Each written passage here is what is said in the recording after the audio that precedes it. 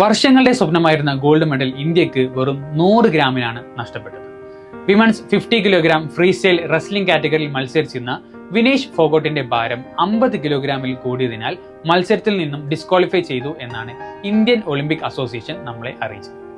ഒളിമ്പിക്സിൽ നിന്നും ഒളിമ്പിക്സിന് പുറത്തും ഒരുപാട് പൊരുതിയെങ്കിലും ഡിസ്ക്വാളിഫിക്കേഷൻ ഇന്ത്യക്ക് വലിയൊരു തിരിച്ചടിയായി. ഇപ്പോൾ നിങ്ങൾ വിചാരിക്കുന്നുണ്ടാവും എന്തിനാണ് ഈ വെയിറ്റ് കാറ്റഗറി എന്ന്.